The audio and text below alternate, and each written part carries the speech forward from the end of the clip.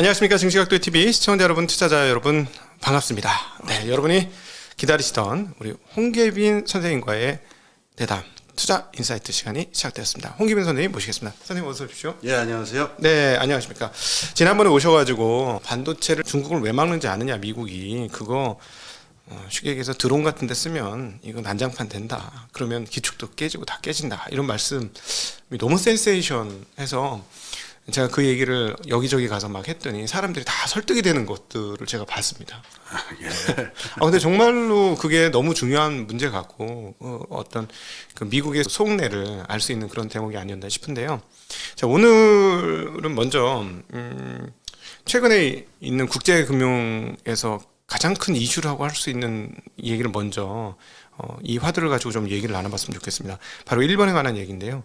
일본이 최근에 그 소위 말하는 YCC, 일드 커브 컨트롤 정책을 꾸준히 했죠. 그러니까 낮은 금리를 장기 금리를 낮게 유지하기 위한 금리 누르기 정책인 YCC를 했었는데 0.25%에서 견디다부터 0.5%로 넘겼고, 근데 숱한 사람들이 일본 국채 하방 배팅을 한 것인지 모르겠습니다만 금리가 0.5도 못 견디고 또 튀어가지고 네. 0.55 근처까지 지금 막 네. 트라이를 하고 있는 그런 상황입니다. 많은 그 투자자들이 일본은 이제 금리를 더 높일 수밖에 없을 것이고, 일본이 금리를 높여주면 그때부터는 정말 일본 국채의 매력이 있어서 그런지 모르겠습니다만 달러를 팔고 엔화를 사는 느낌을 보여주면서 엔화 가치가 미친 듯이 강세를 접어들었습니다. 예. 지난번 방송할 때 135엔 수준이었는데 지금 128엔 128, 네, 128 예. 이 정도. 125 아래로 떨어질 수도 있다 이런 얘기하더라고요. 달러 환율이. 네. 그래서 자, 이거를 어떻게 봐야 되는지 여러 가지 정황들이 있는데 일부는 계속 이런 상태가 진행되다 보면 자칫하면 일본 엔화 가치에 대한 의문이 생기다 보면 지금은 강세지만 나중에 오히려 이걸 환공격을 받아서 약세가 돼가지고 일본에 큰 문제가 생길 수도 있다. 이렇게 보는 사람조차 있고요.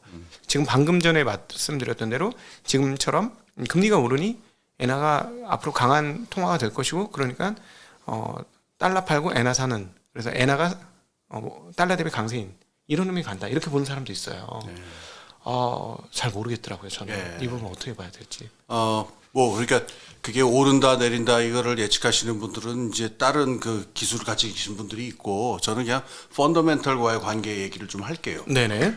그게 현상으로 나타날 때 어떻게 나타나는지를 제가 예측할 수는 없을 거고요. 그러려면 이제 YCC, 그러니까 그 Yield Curve Control이라고 하는 정책이 왜 생겼고, 이게 어떤 문제를 안고 있었는지를 갖다가 한 7, 8년 전으로 되돌아와서 다시 좀 볼 필요가 있어요. 네. 저는 과문해서 그런지 이 일드 커브 조작이라고 하는 걸 일본 말고 딴 나라도 한 적이 있는지 모르겠어요. 그러니까 아마 굉장히 독특한 저건데, 네. 그 일본이 이것 이전에 2001년부터 또 전 세계에 유례가 없었던 정책을 먼저 했는데, 미국이 이제 2009년부터 양적 완화를 하긴 합니다만은 2008년 위기 이후에 그 전에 양적 완화, 이 quantitative easing이라고 하는 정책을 한 건 일본이 아마 유일했을 거예요.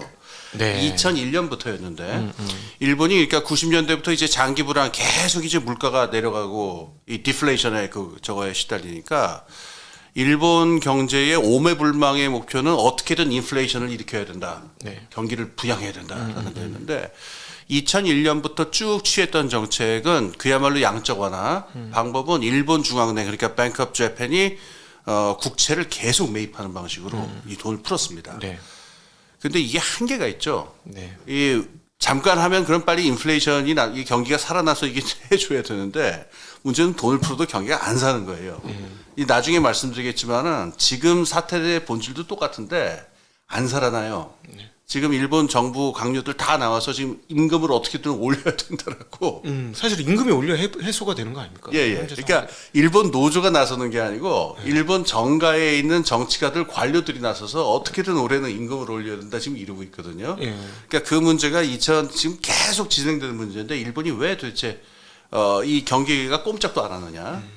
어쨌든 다시 그때로 돌아가서 그래서 한 10년 넘게 계속 이걸 풀었고 안 돼요. 그다음에 2011년에 이제 아베가 들어와서 이른바 그 아베노믹스라는 걸 해가지고 더 공격적으로 재정도 풀고 통화도 풀고 하는데, 네, 세계 화살 정책. 그렇죠. 네. 세계 화살 정책이 했었죠. 네. 그러니까 규제도 풀고 뭐 그랬는데 이게 안 되니까 한계가 왔습니다. 그러니까 일본 중앙은행이 이 자산 구조에서 채권 시장의 채권을 거의 절반 가까이 일본 중앙은행이 보유하고 있으니까 네, 네. 아 이거 한계가 있다. 도저히 더 이상은 안 되겠다 그래갖고 2016년에 일드 커브 컨트롤이라는 걸 시작을 해요. YCC. 저거는 이제 양적 완화라는 방법에는 한계가 있으니까 금리를 인위적으로 내리누르겠다. 그래서 2016년 1월에 그 단기 금리를 갖다가 드디어 마이너스 1%로 깔아버려요. 이게 지금은 우리가 마이너스 금리가 좀 익숙한 얘기입니다만 그 당시에는 굉장히 충격적인 얘기를 해가지고. 그렇죠. 이 단기 금리를 마이너스 1%로 만드니까 이 중장기 채권 여기 수익률까지 해서 일드 커브 전체가 이렇게 굉장히 심한 교란이 벌어집니다. 난리가 나고 이런 게 어딨냐, 이게 일본 채권을 우리가 왜 갖고 있냐 등등등등 이렇게 되고 여기서 이제 일본에서 그래갖고 8개월 후에 2016년 여름에 요 장기 금리 10년짜리 장기 금리는 좀 오를 수 있도록 해야 되겠다. 그러니까 일드 커브의 그 모습을 인위적으로 만들겠다라는 걸 해요. 그래서 단기 금리는 마이너스 1%로 만들고 장기 금리 그러니까는 그 10년짜리 국채는 그 0%로 하겠다. 그래서 0% 오를 때까지는 허용하고 0%를 넘어서까지 이렇게 되면 우리가 채권을 사드리겠다. 네. 이런 방식의 얘기를 합니다. 그 밑에 있는 고민은 저거였었어요. 그러니까 단기 자금을 이걸 낮게 유지를 해야 엔화가 상승하는 걸 막을 수가 있고 일본은 수출을 많이 하는 나라니까. 그런데 그렇다고 해서 이 장기 국채 금리까지 이렇게 너무 이렇게 돼 버리면은 누가 타격을 받냐면은 연기금이라든가 예. 보험사 같이 이렇게 장기적인 수익률을 얻어야 되는 그 기관들은 타격이 있잖아요. 그러겠죠. 그러니까 이게 인위적으로 마이너스 1%에서 0%라는 느슨한 일드 커브를 이렇게 인위적으로 만들어서 요걸 유지하는 식으로 우리가 사주겠다. 그러니까 옛날처럼 무작정 사들이는 거에는 한계가 있으니까 예. 이제 일본 중앙은행도 좀 한숨 돌릴 수 있는 거예요. 그러니까 웬만큼 놔뒀다가 네. 그 장기 국채가 너무 이렇게 된다 싶을 때 그때만 사면 되니까. 예, 예. 근데 요때는 이게 대충 유지가 될 수가 있었던 게 인플레이션이 그 당시 2017년, 18년에는 인플레이션 현상이 거의 없었잖아요. 없었죠. 거의 네, 없었고. 거의 없었죠. 네. 그다음에 그 당시 환경에서는 굳이 이제 이 정도만 된다 그러면 이건 안전한 국채니까 이거를 갖다가 그 투자자들이 대충 납득을 했었어요. 아, 일본 투자자들이 특별히. 예. 그 외국 투자자들도 마찬가지. 그래갖고 이게 일드 커브가 대충 이게 유지가 되고 그랬었었는데 이러니 다른 문제가 하나 벌어져요. 요 장기 국채 시장을 갖다 인위적으로 그렇게 0%로 묶어 놓으니까 거래량이 줄기 시작하는 거예요. 그렇죠. 매력이 없잖아요. 그렇죠. 누가 하겠습니까? 예, 이게 누가 사겠으며 이렇게 발행하는 데로 문제가 있을 뿐만 아니라 이거를 거래 자체가 저걸 하니까 팔아야 되는 상황에 있는 기관들도 이걸 어떻게 누가 사줄 사람이 없으니까 그러니까 장기 그 10년짜리 그 국채 시장 여기가 되게 마비되다시피 해버려요. 네. 그러니까 이거 부작용이다.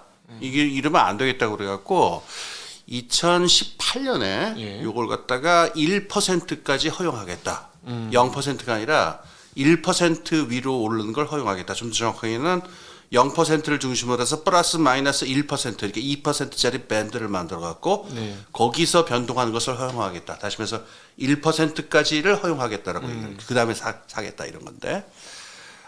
이 다음에 요것도 좀 부족했는지 2021년이었다고 하던데 그때 3월인가 4월인가에 0.1% 상한선을 다시 0.25%로 올려요. 아, 지금 1%가 아니고 0.1%죠? 지금 말씀하신 게. 그러니까 단기 금리는 0.1%로 묶어놓고 네네. 10년짜리. 10년짜리는 10년짜리를 갖다가 처음에는 2016년 당시에는 0%로 마이너스 1% 0% 이렇게 했다가 그걸 2018년에 0.1까지 마이너스 1에서 0.1%까지. 예, 그렇죠. 그걸 허용했다가 그게 이제 부족하다라는 생각이 들었는지 2021년에는 요 0.1% 상한선을 다시 0.25%로 올린 거예요. 네, 올렸죠. 그러니까 최근까지 얘기고. 그렇죠. 네. 이제부터 최근 얘기가 나옵니다. 그러니까 일드 커브가 좀 더 이게 좀 가파라진 거죠. 예. 근데 이 코로나가 벌어지고 2022년이 되면서 상황이 바뀌기 시작하는데 전 세계적인 인플레이션이 벌어지잖아요. 네. 그러니까 이 0.25%라고 하는 거 있잖아요. 이것도 투자자들 입장에서는 지금 인플레가 얼마인데. 그렇지. 갖고 있으면 손해죠. 예, 뭐가 얼어 죽을 0.25%냐. 그래가지고서 이 국채를 막 집어 던지기 시작합니다. 네. 그러니까 이 수익률이 또 올라가잖아요. 그렇죠. 근데 처음에 약속한 대로 하면은 0.25%를 일본 중앙은행이 지키겠다고 약속을 했으니까 네. 수익률이 계속 위로 이렇게 치솟으면 그걸 계속 사들여줘야 되잖아요. 비싼 가격에 사줘야 되는 거죠. 예, 쉽게 예. 얘기하면. 네. 그러니까 이거 어떻게 할 거냐? 지금 계속 사들일 거냐? 네, 네. 또 옛날 같은 상황 비슷한 상황이 왔으니까 옛날 그러니까 그 변동 환율 처음에 이 고정 환율제에서 이거 패깅을 새로 하는 식으로다가 0.25%를 더 바꿔요. 0.5%로. 그래서 작년 12월에 예. 작년 12월에 한창 시끄러웠던 것 같아요. 맞아요. 그래서 0.25% 상한선으로 했던 거를 0.5%까지 올린 거예요. 네네네. 그러니까 여기서부터 이제 묵었던 문제가 터지게 되는데 그동안 이 일본 국채를 가지고 있었던 보유자들이나 이 사람들이 불만이 있었잖아요. 네. 이 지금 상황을 보면은 이 수익률 택도 없는데 이걸 0%로 묶고 0.1%로 묶고 0.25%로 묶어놨으니까 이제 이 물꼬를 튼 거다라고 하는 신호가 온 겁니다. 한번 금리를 조정한 자리가. 그러니까 이게 드디어 이렇게 느슨하게 됐던 일드 커브가 조금씩 가파라지는 게 허용이 됐으니까 네. 드디어 일본 중앙은행이 바닥을 드러낸 거 아니냐. 사들일 수 있는 능력의 한계가 온 거고. 네네네. 요거는 조만간 이 0.5%도 뚫릴 것이다. 그런 베팅이 지금 나오고 있는 거죠. 그렇죠. 베팅인가요? 그냥 갖다 패대기 쳐서 팔아서 그런 건가요? 둘 다 있죠. 예, 예. 그냥 이런 상황에서는 항상 둘 다 있잖아요. 그러니까는 진짜로 이건 도저히 못 들고 있겠다 해서 집어던지는 사람들이 있고 상황이 이렇게 돌아가니까 이제 뚫리겠구나 해가지고 공격을 하는 그 공격자들이 있잖아요. 그 눈에 뻔히 보이는 게 지금 이번에 저 깜짝 놀랐는데 일본 근원 물가가 네. 4% 나왔어요. 예. 일본식. 그러니까 아니 근원 물가가 저는 그냥 헤드라인도 아니고 근원이 4% 나왔는데 네. 보도 듣도 못한 일본의 인플레이션이고. 예. 근데 여기에 10년 물짜리 1% 주면 1% 준다고 해도 1.0을 네. 준다고 해도 이거는 사실은 돈 가치가 계속 무너지는 과정인데. 그렇죠. 그러니까 이 YCC라고 하는 게 한계가 왔다라는 거예요, 결국은. 예. 한계가 오고 그러니까 이걸 공격하는 사람들은 이 YCC 일본 중앙은행이 아무리 뭐 돈이 많고 어쩌다 하더라도 더 이상 유지하기 힘들 거다라는 것 때문에 지금 공격이 계속되고 있는 것 같아요. 그러면 네. 이거 좀 심각한 문제네요. 이게 그러면 진짜 누가 봐도 이게 뻔한 내용인데 네. 금리가 계속 올라가지 않겠습니까? 그러니까 놔두면은 저 장기 국채 금리는 더 올라갈 게 틀림없다라고 적어도 판단을 하고 있는 거죠. 그 양반들은. 근데 여기에서 그 일본이 그러면은 어떤 정책 수단을 가지고 있을 거냐? 네. YCC를 그래도 당분간 유지할 거다라고 보는 쪽도 있고, 네. 이거 끝났다 이러는 쪽도 있고, YCC를 ETF로 ETF 중심 정책으로 전환하겠다 뭐 이런 보도도 나왔던 것 같아요. ETF 중심 정책? 예, 그건 저도 이제 구체적으로 어떻게 하는 건지 그거는 설명이 좀 모호해가지고 저거 하던데 어쨌든 지금 기존의 일드 커브 컨트롤이라고 하는 게 어떤 기로에 서 있는 거는 맞죠. 네. 이게 어디로 지금 튈지는 아직은 럭비공인 것 같아요. 그리고 지금 아까 그 말씀하신 대로 이게 환율에 미치는 영향이라고 하는 것도 이제 도저히 알 수가 없는데 우선 단기적으로는 지금 분명히 엔화 가치가 지금 올라가고 있고 달러에 대해서 뭐 이 지금 현상이 이렇게 나타나는데. 네. 아까 말씀드린 대로 제가 이게 펀더멘털 얘기를 드린 게 일본이 지금 물가는 오르는지 모르겠는데 이 경기 자체가 살아나느냐 이거는 애매하거든요. 네네네. 그러니까 아까 말한 일드 커브 그 컨트롤 이게 지금 문제가 된 근원적인 원인은요. 이걸 이렇게 오래 할 생각은 아니었었다 그래요. 일본 중앙은행도. 그러니까 애초에 그 2001년에 그 양적 완화도 그렇게 오래 할 생각은 아니었었대요. 네. 근데 이게 너무 오래 계속되니까 경기가 회복이 안 되고. 그러니까 계속 이거 언제까지 사줘야 되냐 이러다 문제가 된 거잖아요. 그러니까 YCC도 2016년에 시작할 때는 한 2년 정도 봤었다고 그러더라고요. 근데 그 안에도 계속 이게 안 되니까 세상에 일드 커브 컨트롤이라는 걸 갖다가 몇 년째 계속 그렇게 인위적으로 묶어놓은 게 어떻게 가능하겠어요? 이 변화무쌍한 세계금융에서. 그래서 그걸 이렇게 묶어 놓다가 오래 묶은 게 지금 터지기 시작하는 거거든요. 이제 때는 왔다. 이제 드디어 10년 물 국채금리가 이제 치솟을 때가 됐다라는 것 때문에 지금 이런 일이 벌어졌어요. 그러면은 4월달에 구로다 충진제가 예. 임기 만기가 됐는데 이제 무조건 바뀐다는 상황인데. 예. 그때 큰 변혁이 생길 수도 있겠네요. 그렇게 내다보는 분들이 있어요. 지금 요 분이 10년 하셨죠. 네. 지금 오래 일본은행 총재가. 그러니까 다음에 들어오는 사람은 훨씬 매파에 가까운 사람이 들어올 거다. 이런 그 예측이 많더라고요, 보니까. 네. 그러면은 그 사람이 들어오게 되면은 YCC 같은 거를 갖다가 이렇게 YCC가 일드 커브 전체를 이렇게 낮게 누르는 정책이잖아요. 네. 이걸 계속 하려고 들까? 아니라고 보는 사람들 많죠. 예. 그러면은 우리가 이제 거기서 한번 몇 가지 파생되는 일들 한번 고민을 해보면 원칙적으로 계속 펀더멘털을 말씀해 주시면 되겠는데 그럼 결국은 원칙적인 대응이라면 금리를 다른 나라 비슷하게 올려야 되는 수밖에 없고 예. 신규 발행한 물량이라서 상관이 없을지 모르겠습니다만 지금도 보면은 뭐 채권을 760억 달러를 사줬다는 등 뭐 어마무시한 금액이 예, 뭐 굉장히 많이 샀을 거예요. 예. 예. 76억 달러인가요? 하여튼 어마무시한 금액의 지금 채권을 계속해서 사모으고 있는데 신규 물량의 금리가 오르면 아무리 그래도 예전에 발행한 것도 물량이 따라오를 거 아닙니까? 시장주의라는 측면에서 보면 이게 있었던 그 예. 장롱에 있었던 매물까지 다 이게 금리가 나올 거다, 오르지 이게. 않을까 예. 하는 거죠. 그러니까 그렇게 보는 거죠. 지금 공격하는 사람들은 예. 걷잡을 수 없이 이제 물꼬가 트였으니까 걷잡을 수 없이 오를 거다. 일본 중앙은행도 별 수는 없을 것이다. 그럼 일본 중앙은행은 이걸 어떻게 견딜 것이냐? 물론 이제 내국인들한테 다 팔았으니까 예. 내국인들한테 이자 주면은 뭐 예. 괜찮을 수도 있죠. 이자로 사람들한테 돈 뿌리는 거니까 그거는 양쪽 하나가 좀 다른 돈 뿌리기 같긴 한데 하여튼 예. 저는 여기서부터는 예측을 못 하겠어요. 왜냐면은 우리가 뭐 좀 이따 중국 얘기도 하겠지만은 중국하고 일본의 금융 당국은 네. 이 금융 교과서에 나오는 그러니까 오소록스에 따라서 움직이는 당국이라고 볼 수는 없거든요. 네. 왜냐하면 그 생각을 하면은 일본 중앙은행이 지난 20년 동안 해왔던 행태를 보면은 네. 경제학 교과서하고는 완전히 다르게 갔었단 말이에요.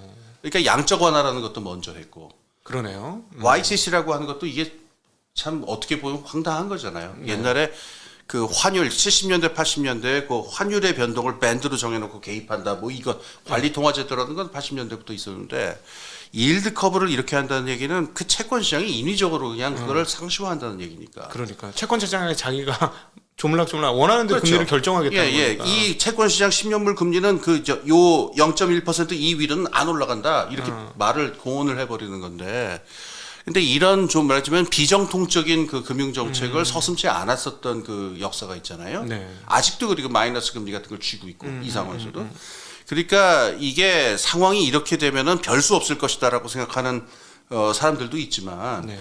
이게 중국이나 일본의 금융 당국이 여기서 그러면은 오소록스로 되돌아올 거냐, 교과서 경제학으로 되돌아올 거냐, 그걸 지금 예측하는 건 난 무리라고 생각을 하고요. 예. 더 중요한 거는 저거겠죠. 그 일본 지배 블록 안에서의 합의 문제예요. 그렇겠네요. 예. 네. 일본 지배 블록 안에서 어떤 방식의 정책을 취하냐 그 합의가 또 굉장히 만만치 않게 이게 작동을 하거든요. 그러니까 아베노믹스 같은 정책도 교과서 입장에서 보면 황당한 얘기들이라고 얘기하는 사람도 많았잖아요. 네. 근데 지금 아베가 암살을 당했단 말입니다. 네네. 그분이 이제 암살을 당한 이후에 지금 있는 총리가 그렇게 실권을 가진 총리다라고 생각하는 사람은 별로 없어요. 네. 그러면 아베가 이분이 그 일본 지배 블록 내에 어떤 합의를 만들어내는 굉장히 강한 힘을 가지고 있었던 사람인데 네. 이 사람이 사라지고 난 다음에 일본 지배 블록이 그럼 앞으로 일본 자본주의 전체 방향을 어떻게 할 것이냐 여기서 지금 유동적인 상태라 가지고 네. 그 불확실성까지 합쳐지는 것 같아요. 은행 총재도 바뀌고 네. 그러면 결국 이 문제를 해결하려면 경제가 활성화되는 수밖에 없네. 문제는 아까 말씀드린 대로 지금 뭐 물가 인상률은 그건 아마 수입 물가가 많이 올라서 그럴 거예요. 일본도 그 만만치 않게 네, 수입을 뭐 유가나 하니까. 이런 것들. 예, 네. 예. 그런데 임금이 안 올라요. 그러니까 임금이 올라야 해결되는 거죠. 이 임금이 올라야 소득이 늘잖아요. 네, 네. 임금이 올라야 그 국민 소득이 늘어나고 여기서 다시 경기가 좀 이 순환 관계가 벌어지는데 일본 자본주의의 고민이라고 해요. 그러니까 임금이 오르질 않아 가지고 소득 분배도 계속 악화되고 그다음에 경기도 좋아지지 않고 제일 중요한 게 정치적으로 이게 굉장히 안 좋은 결과를 가져오거든요. 이 임금이 안 오르면은 사람들이 다 디프레스도 있으니까. 근데 임금을 이제 올리는 기제는 다른 일반적인 산업 국가에서는 보통 그 전국 노조나 산별 노조가 이제 단체 협상을 해가지고 올해 임금 인기상률 이렇게 나가는데 일본의 노조도 기업별 노조예요. 네. 산별 노조 시스템이 아니거든요. 네네. 그 랭고라고 그래갖고 그러니까 여기서도 그 임금 인상을 이렇게 푸시할 수 있는 사회적인 기제나 이게 마땅치가 않으니까 그리고 일본도 우리나라 못지않게 이 비정규직이 굉장히 많고 비정규직 부분에서의 임금이 오를 수 있는 어떤 그 조직화라든가 이게 굉장히 미비한 게 마찬가지예요. 네네.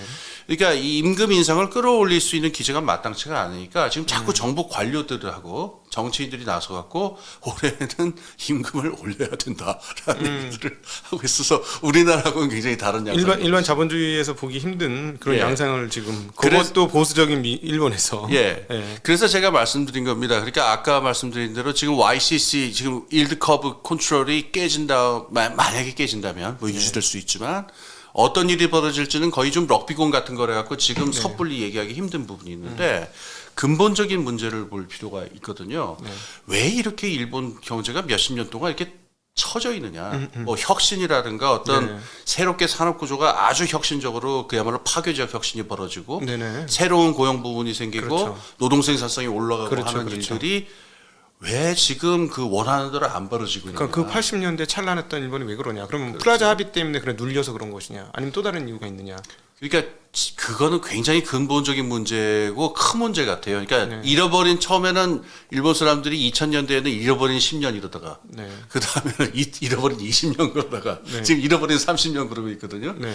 이 30년 동안 일본 경제에 활력이 생겨나지 않고 임금이 계속 이 수준에 머물거나 더 떨어지거나 이게 근본적인 문제가 되겠죠. 그래서 이 문제를 어떻게 해결이 되느냐 또 어떻게 진행되느냐에 따라서 금융 부분에서의 어떤 변동은 럭비공 같잖아요. 근데 요 펀더멘털 부분에서의 실제 변화가 아마 이게 우린 이거를 동시에 주목하면서 금융 세계에서 막 이렇게 벌어지는 것도 동시에 봐야 되지 않나 네. 그런 생각입니다.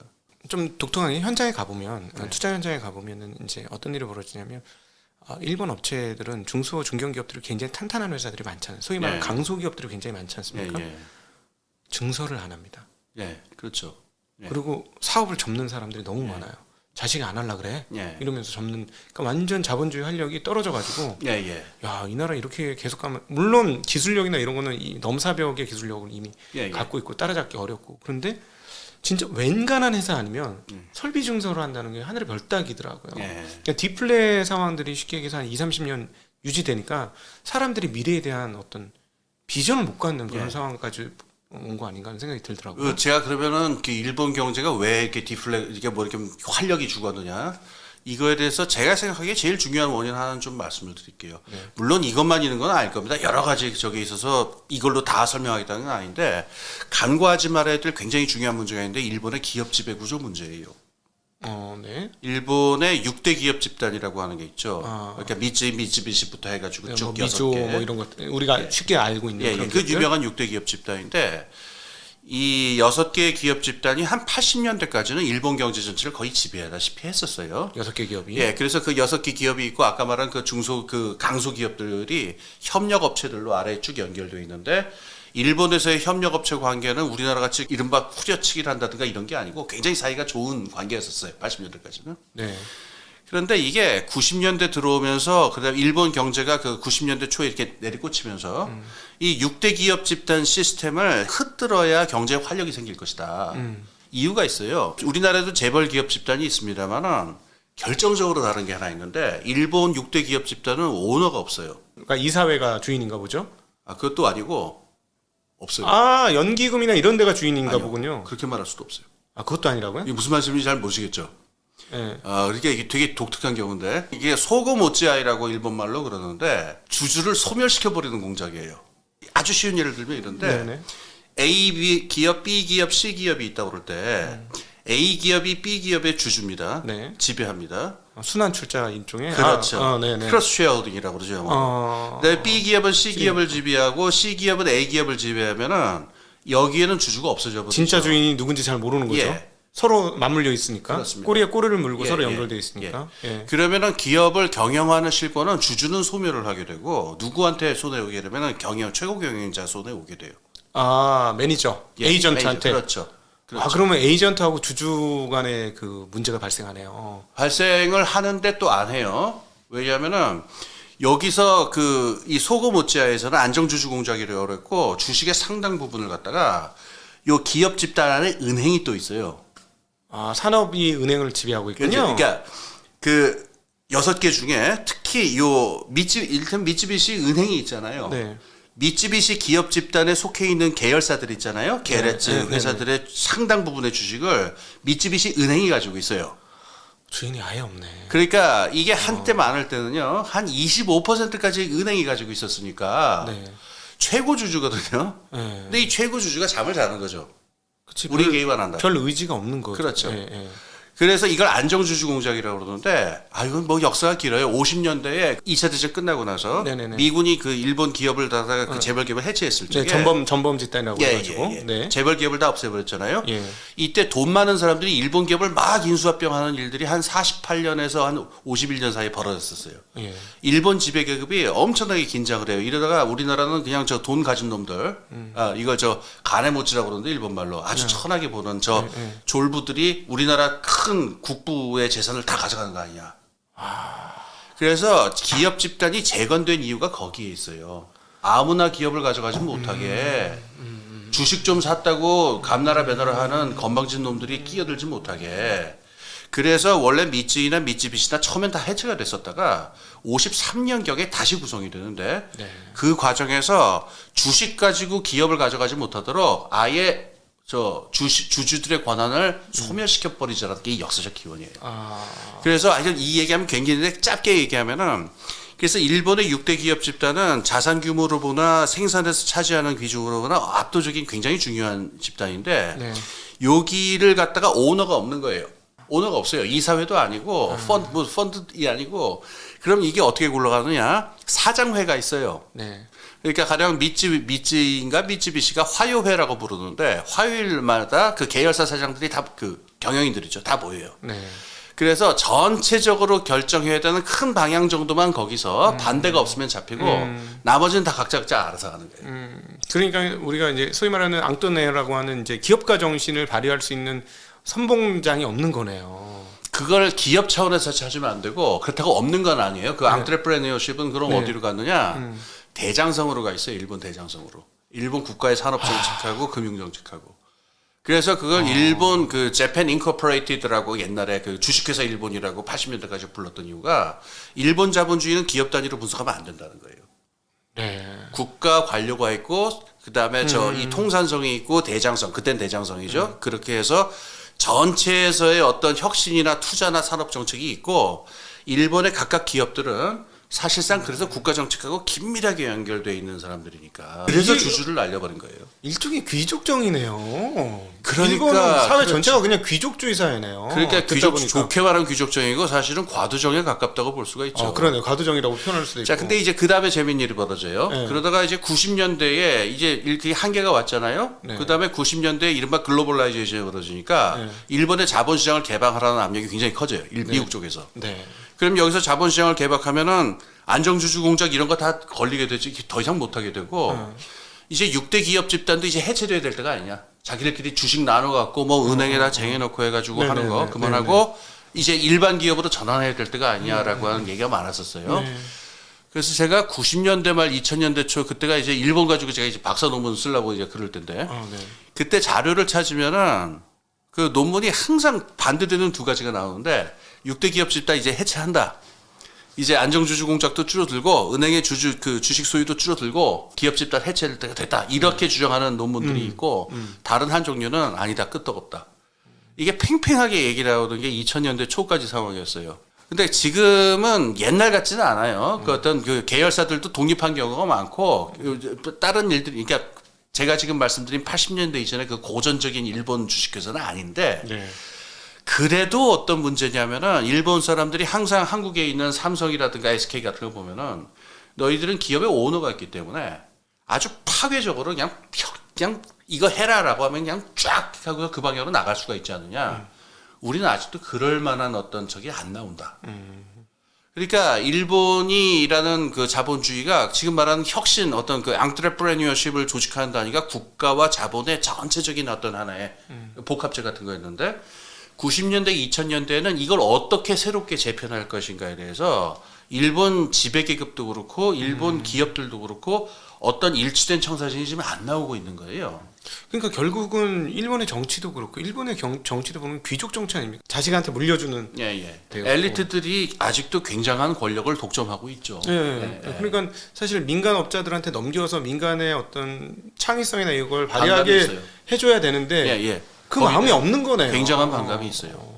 그러니까 아까 가네모찌라는 말을 했었는데 네. 근본도 없는 사람들이 돈 많다고 해갖고 지금 우리나라의 어떤 뭐 미쯔비시의 큰 어떤 기업이라든가 이런 것들이 이게 국민 전체가 키운 이른바 국민 전체가 키운 기업인데 저걸 돈 많다고 해서 가져가 버리면은 이거 어떻게 하냐? 교과서에 나오지는 않는데 일본 자본주의의 특성은 기업이나 어떤 부를 볼 때 정치 지배층도 그렇고 기업 경영인들도 그렇고 단순한 자산 가치로만 계산해서 보는 것 같지 않아요. 이게 가지고 있는 정치 사회적인 의미라든가 이런 것까지 하니까 이게 뭐랑 비슷하냐면 아주 쉬운 예를 들어볼게요. 좀 극단적인 예지만 공산주의 국가가 해체했을 적에 그 공산당이 가지고 있었던 그 어마어마한 공장들 이따만한 공장들을 그럼 누구한테 나눠줄 거냐라고 하는 게 90년대 초에 그 공산주의 국가들의 제일 큰 분란의 원인이었잖아요. 예. 지금 만약에 그 6대 기업 집단을 뭐 옛날 같지는 않습니다만은 이거를 완전히 미국식 자본시장으로 바꿔가지고 그냥 투자은행들이 다 먹게 하고 혹은 외국에 있는 사모펀드가 막 집어가게 만들고 이러다 보면은 일본은 어떻게 되는 거냐라는 당연한 두려움이 있죠.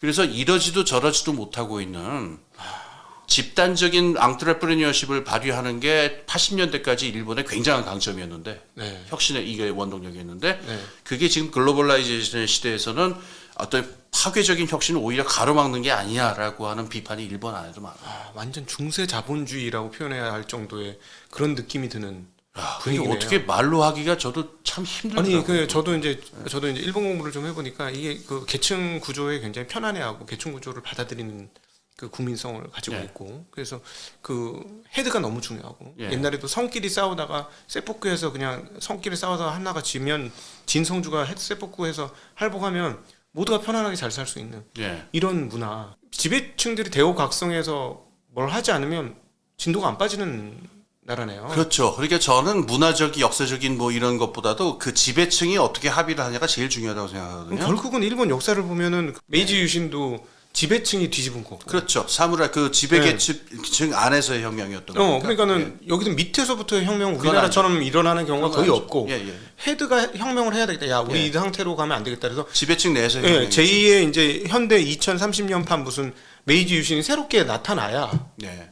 나라가 또 일사불란하게 쫙 하나의 공장처럼 쫙 뻗어나가는 그런 구조가 되는 그 얘기도 지겹게 나왔습니다. 일본에서. 그러니까 이른바 국가개조론이라는 건데 국가개조론이라고 하는 건 옛날 기타이키라고 하는 극우파 아주 급진 극우파가 일본 극우의 어떤 성경 같은 책인데 국가를 다 뜯어 고쳐야 된다.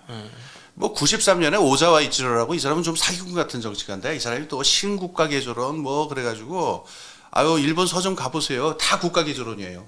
다 리셋해야 된다 이런 얘기 나오는데 리셋해야 된다는 얘기가 그냥 한 서점의 한 장르가 되고 끝나고 있는 것 같아요. 그래서 지금 그 뭐 돌아가는 양반인데 그 아베 신조라는 분이 기시노부 스케부터서 쭉 내려오던 일본 국가 자본주의를 설계했던 사람의 손자거든요. 적자죠, 적자, 그죠? 그렇죠. 그러니까 예. 일본 지배 계급 안에서 가장 발언권이 크고 예.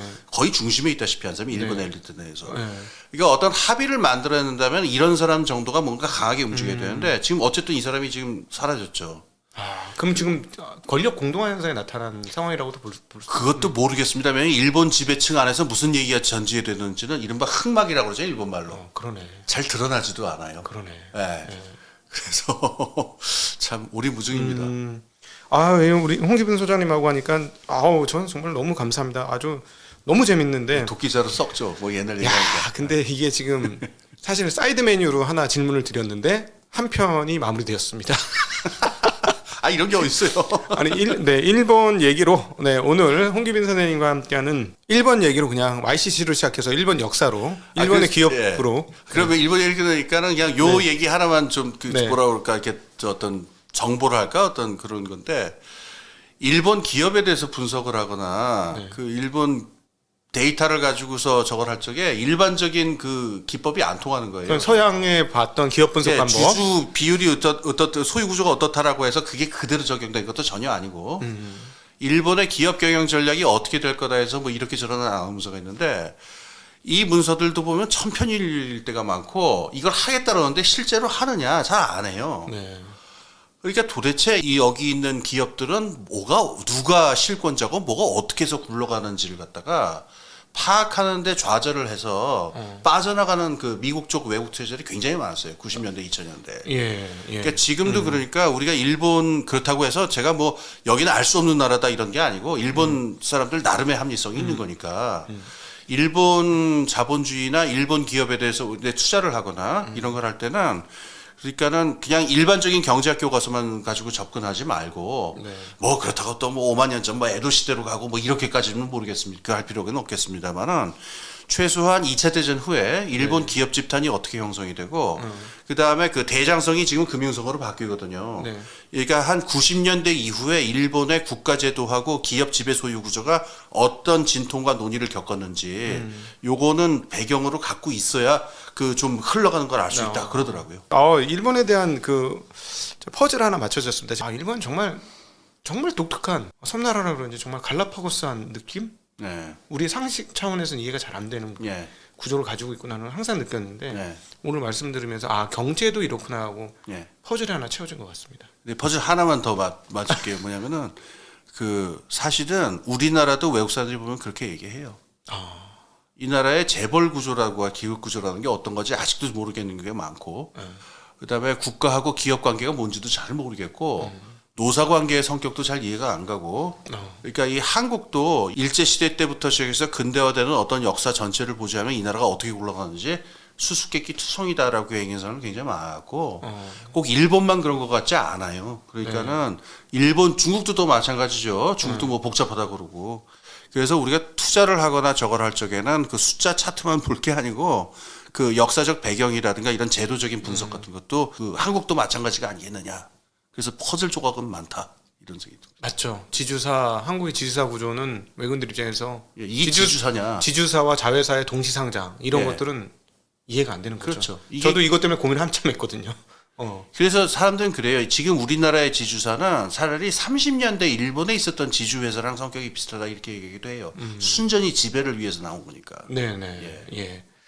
네. 오늘 홍기빈 선생님과 함께하는 투자 인사이트는 1번 얘기하다가 역사적인 이야기로 넘어갔는데 너무 재밌는 한 편이 되었습니다. 다음에 2부로 우리 홍기빈 선생님 만나 뵙도록 하겠습니다. 인사드리겠습니다. 감사합니다. 감사합니다.